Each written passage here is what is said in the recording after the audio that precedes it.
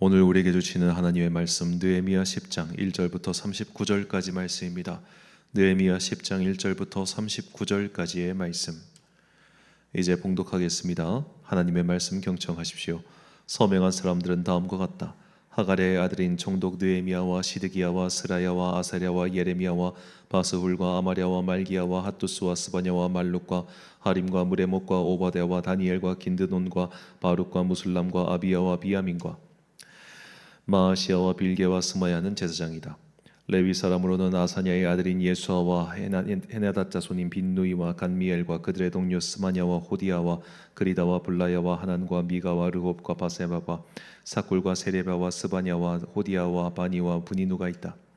백성의 지도자로는 바로스와 바한 모압과 엘람과 사뚜와 바니와 분니와 아스갓과 베베와 아도니아와 비거에와 아딘과 아델과 히스기야와 아술과 호디아와 하순과 베세와 하립과 아나돗과 노베와 막비아스와 무슬람과 헤실과 무사세벨과 사도약과 아띠아와 브리아다와 하난과 아네와 호세와 하나냐와 아숲과 할레스와 비라와 소백과 르훔과 하삼나와 마아세와 하이야와 하난과 아난과 말룩과 하림과 바하나가 있다.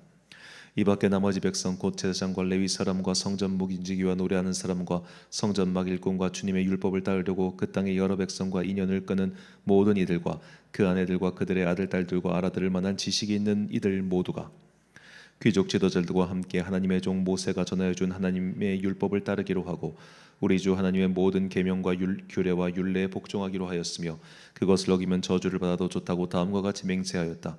우리는 딸을 이 땅의 백성과 결혼시키지 않는다. 우리는 아들을 그들의 딸과 결혼시키지 않는다. 이 땅의 백성이 안식일에 물건이나 어떤 곡식을 내다가 팔더라도 안식일에나 성일에는 우리가 사지 않는다. 7해마다 땅을 쉬게 하고 6년이 지난 빚은 모두 없애준다. 우리는 다음과 같은 규례도 정하였다. 하나님의 성전 비용으로 쓰도록 우리는 해마다 3분의 1 세겔씩 바친다. 이것은 늘 차려놓은 빵과 규칙적으로 드리는 곡식 제물과 규칙적으로 드리는 번제와 안식일이나 초하루나 그 밖의 절기 때이나 드리는 제물과 이스라엘의 죄를 속하는 속제물과 우리 하나님의 성전에 사는 모든 일에 쓸 것이다. 제사장이나 레위 사람이나 일반 백성을 가리지 않고 우리가 집안별로 주사위를 던져서 해마다 정한 때에 우리 하나님의 성전에 뗄 나무를 바칠 순서를 정한다. 그것은 율법에 기록된 대로 우리 주 하나님의 제단에서 불사를 때에 쓸 나무이다. 해마다 우리 밭에서 나는 만물과 온갖 과일나무의 첫 열매를 주님의 성전에 바친다. 율법에 기록된 대로 우리의 맏아들과 가축의 첫 새끼 곧 처음 난 송아지와 새끼 양을 우리 하나님의 성전으로 가지고 가서 그 성전에서 우리 하나님을 섬기는 제사장들에게 바친다. 또 우리는 들어바칠 예물인 처음 익은 밀의 가루와 온갖 과일나무의 열매와 새 포도주와 기름을 가져다가 제사장의 몫으로 우리 하나님의 성전 창고에 넣기로 하고 또 밭에서 나는 소출 가운데서 열의 하나는 레위 사람들의 몫으로 가져오기로 하였다. 농사를 짓는 성읍으로 돌아다니면서 열의 하나를 거두어 드릴 사람은 바로 레위 사람이다. 레위 사람이 열의 하나를 거두어 드릴 때에는 아론의 자손인 제사장 한 사람이 같이 다니기로 하였다. 레위 사람은 거두어 드린 열의 하나에서 다시 열의 하나를 떼어서 우리 하나님의 성전 창고의 여러 방에 두기로 하였다. 이스라엘 자손과 레위 자손은 들어바칠 예물인 곡식과 새 포도주와 기름을 그 여러 방에 가져다 놓기로 하였다. 그런 방은 성전 기도를 두기도 하고 당번 제사장들과 성전 문지기들과 노래하는 사람들이 쓰기도 하는 것이다. 우리는 우리 하나님의 성전을 아무렇게나 버려두지 않을 것이다. 아멘. 서로의 다름에 감사하자라는 제목으로 하나님의 말씀 선포하겠습니다. 우리는 매 주일마다 사도신경으로 우리의 신앙을 고백합니다. 우리는 창조주 하나님과 그의 아들이요 구원자이신 예수 그리스도 그리고 그분의 다시 오심과 함께 완성될 하나님의 나라를 믿습니다. 우리가 믿는 그리고 우리가 바라는 하나님 나라는 당연히 그 나라를 다스리는 통치 원리가 있습니다. 하나님 나라의 통치 원리를 이 땅에 실현시키는 방법 중 하나가 바로 안식년과 희년의 제도입니다. 레위기 25장은 이 안식년과 희년에 대한 말씀입니다. 레위기 25장 5절과 8절 10절 말씀. 내가 거둔 후에 자라난 것을 거두지 말고 가꾸지 아니한 포도나무가 맺은 열매를 거두지 말라. 이는 땅의 안식년임이니라. 너는 7 안식년을 계수할지니 이는 7년이 7번인즉 안식년 7번 동안 곧 49년이라. 너희는 50년째 해를 거룩하게 하여 그 땅에 있는 모든 주민을 위하여 자유를 공포하라.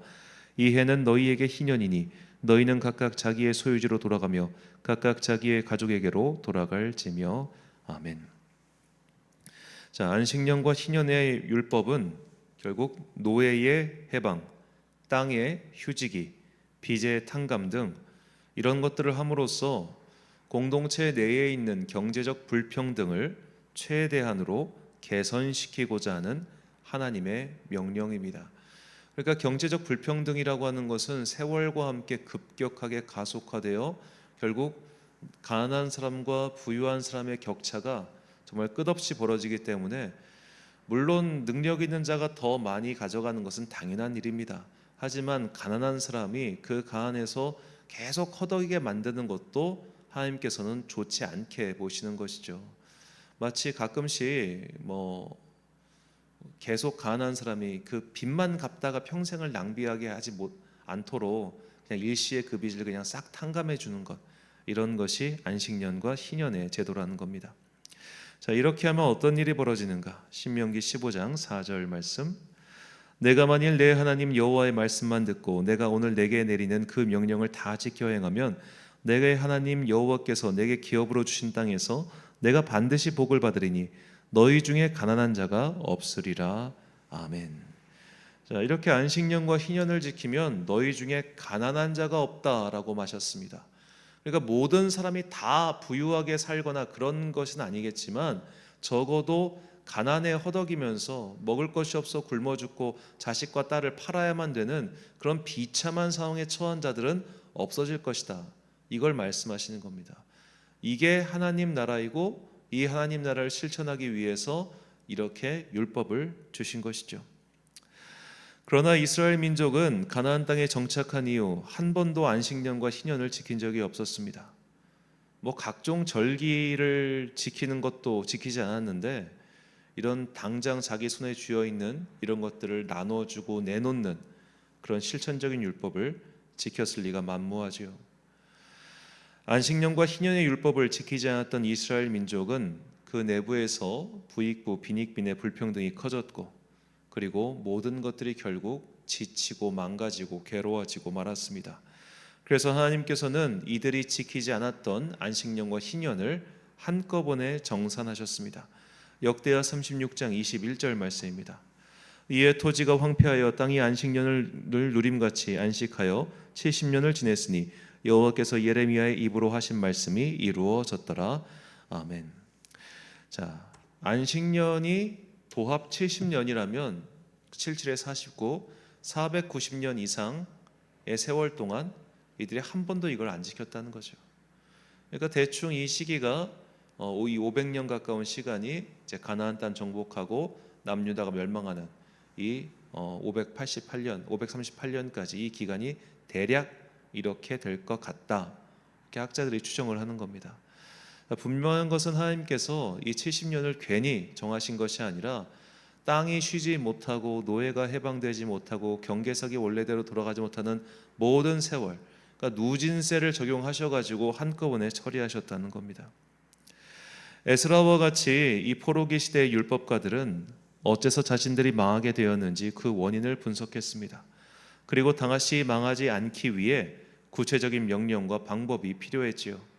그것이 안식일을 준수하고 절기를 지키며 이방인과의 통혼을 금지하는 일이었습니다.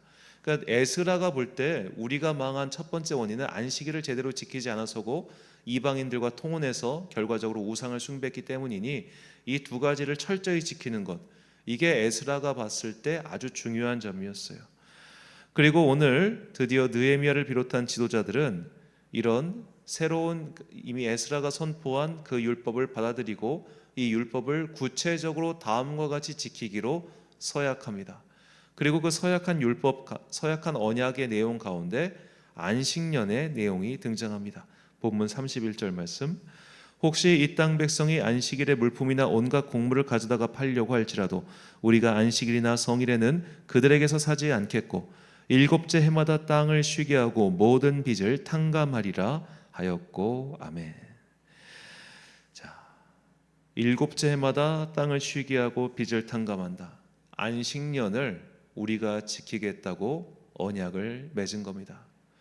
성경에서 사람들이 자발적으로 안식년을 지키겠다라고 고백한 사례는 이 본문이 유일합니다. 그 누구도 그 어디에서도 안식년을 지키겠다고 서약한 사례가 없습니다.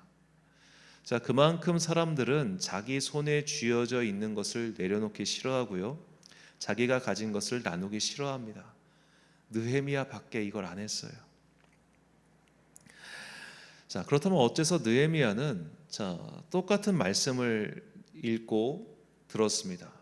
그런데 에스라는 안식일과 그리고 이방인과의 통혼, 여기에 관심이 있었고, 느헤미야는 안식년에 관심이 있었습니다.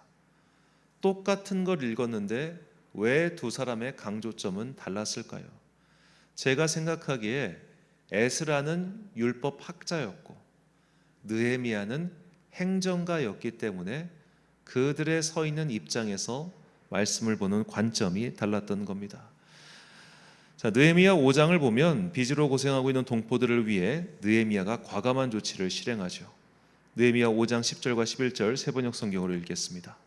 나도 나의 친족도 그리고 내 아랫사람들도 백성에게 돈과 곡식을 구워주고 있습니다. 제발 이제부터는 백성에게서 이자 받는 것을 그만둡시다. 그러니 당신들도 밭과 포도원과 올리브밭과 집을 오늘 당장 다 돌려주십시오.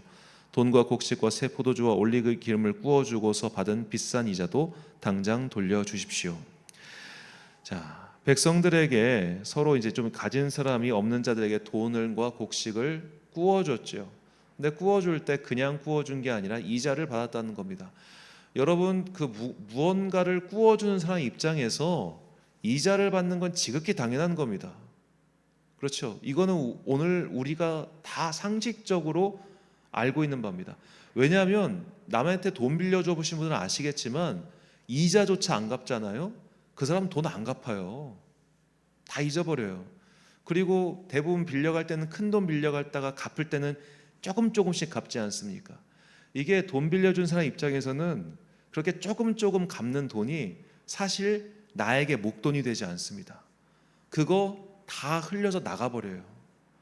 그러니까 이건 사실은 누군가에게 돈을 빌려주고 이자를 받지 않는다고 하는 거는 돈을 빌려준 사람 입장에서는 자기가 손해를 감수하는 겁니다. 이거 무조건 손해입니다.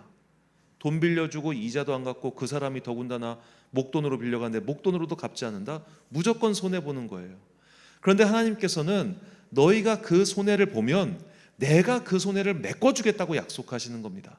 그러니까 이렇게 안식년이 되었든 희년이 되었든 빚을 탕감해 주는 것은 어지간한 믿음의 용기와 하나님께서 채워주신다는 그 확신이 없으면 할 수 없는 겁니다.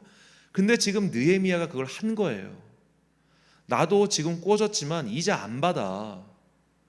너희도 이자 받지 마. 너희가 담보로 받은 거 그냥 다 돌려줘. 왜? 하나님께서 채워주실 거야. 느헤미야는 행정가로서 이게 보였던 겁니다. 내가 가난한 사람을 챙겨주고 도와주고 그들을 긍휼히 여기고 내가 비록 어떤 손해를 감수하더라도 그것을 받아들이면 하나님께서 채워주신다는 걸 그가 알았어요. 그가 알았기 때문에 실천한 것이고 그가 실천한 것을 너희들도 해보라고 지금 하는 겁니다. 그리고 그 느헤미야의 사실은 약간 좀 강권적인 권고를 그들이 받아들였고 이렇게 그들 안에서 빚을 탕감하는 하나님 나라 공동체, 안식년 공동체를 지금 첫 발을 내디딘 것이죠. 느헤미야는 행정가로서 통치자로서 이 빈익빈 부익부의 문제를 해결하지 않으면 결과적으로 공동체가 붕괴될 것을 알았고 그렇기 때문에 에스라가 선포한 이 율법의 말씀 가운데 안식년과 희년의 율법이 그의 귀에 강하게 꽂혔을 겁니다. 그렇기 때문에 백성의 지도자들과 함께 언약을 맺을 때 이 안식년 또한 우리가 언약을 맺고 지켜야 한다는 것을 아마도 그가 강조했을 것이고 그렇기 때문에 그들의 서양문 가운데 이것이 들어갔을 겁니다. 만약에 이것이 에스라에게도 중요한 것이었다면 그가 앞서서 도착했을 때 왜 이거에 대한 말을 안 했겠습니까? 물론 이제 에스라와 느헤미야는 또 처한 입장차가 다른 것도 있겠죠.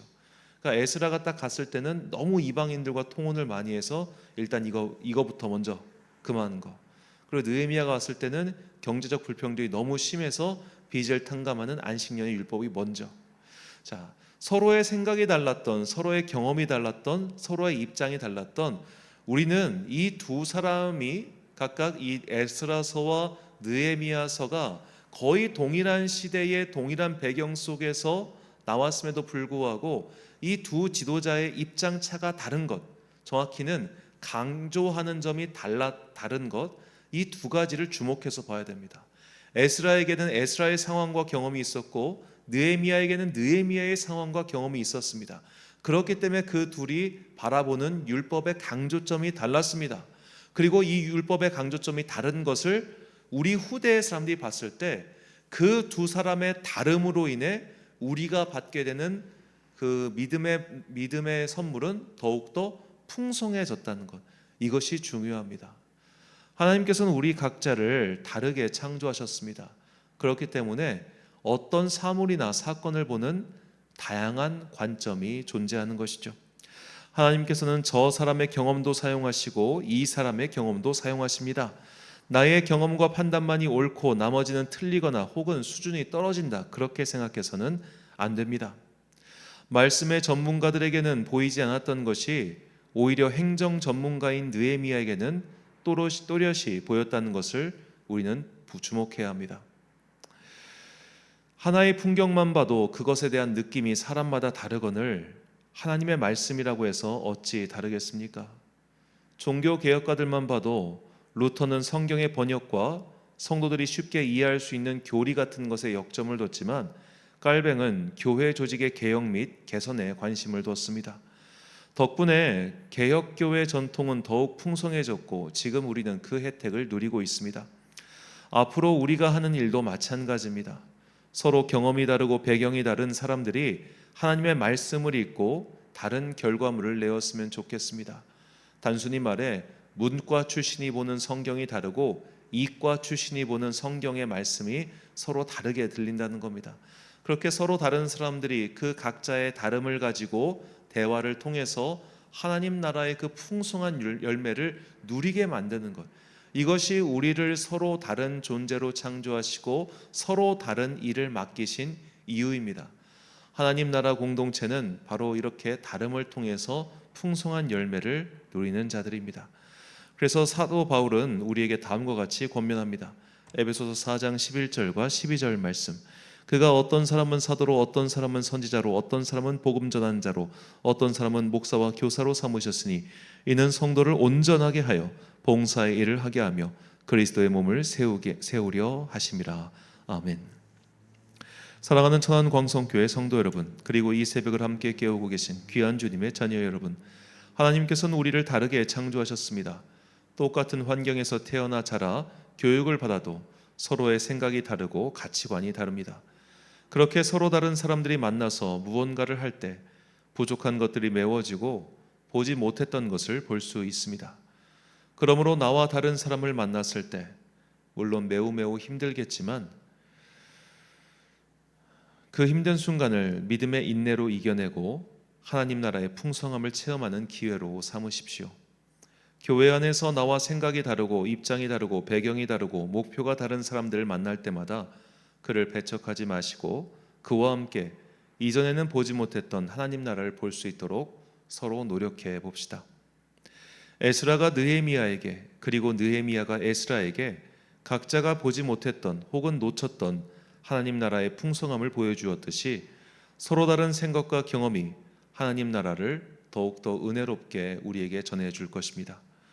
우리를 다르게 만드신 하나님의 섭리를 찬양하며 서로의 경험과 생각을 존중하고 경청함으로 하나님 나라의 풍성함을 이루어가는 주의 일꾼들이 되시길 예수님의 이름으로 축원합니다. 기도하겠습니다. 사랑과 내가 풍성하신 아버지 하나님, 우리에게 하나님 나라의 풍성한 진리를 깨닫게 해주시니 감사합니다. 성경 말씀은 마치 자연과도 같아서 너무나 광대무오하고 정말로 천변만화 같은 신비한 일들이 가득 기록되어 있습니다. 그 기록을 바라보는 사람마다 그 느낌이 다를 것입니다. 우리는 내가 만난 하나님과 저 사람이 만난 하나님의 방식이 다름과 그리고 그 체험이 다르다는 것을 존중하고 인정하고 경청할 수 있는 마음 넉넉한 사람 되게 하여 주옵소서. 그리하여 서로의 다름을 인정하고 서로의 다름을 통하여 하나님 나라의 그 풍성한 은혜를 더욱더 만방에 전하는 아름다운 주의 자녀들 되게 하여 주옵소서. 다르게 창조하신, 그리하여 더욱더 풍성한 은혜를 누리게 하신 주님의 섭리를 찬양합니다. 한 주간의 업무를 시작하는 월요일입니다. 그리고 4월이 얼마 남지 않았습니다. 바쁘게 한 달을 마무리하고 또 새로운 달을 준비하는 당신의 자녀들에게 복과 은혜 내려주시고, 바쁨 가운데서도 자신의 할 일을 잊지 않고 충성하는 당신의 자녀들 되게 하여 주옵소서. 오늘 하루도 참 좋으신 우리 주님의 은총과 평강이 모든 성도들과 함께 하시길 간절히 소망하오며, 이 모든 말씀 우리 구주 예수 그리스도의 이름으로 기도드립니다. 아멘. 오늘의 기도 제목입니다. 나와 다른 사람들을 틀렸다라고 생각하기 전에 그와 진솔한 대화를 나눈 적이 있었는지 돌아보십시오. 그리고 나와 다른 사람의 말을 들어줄 수 있는 마음의 넉넉함을 달라고 기도하십시오. 오늘 주신 기도의 제목 가지고 기도와 묵상에 힘쓴 하루 되시길 바랍니다. 기도하겠습니다.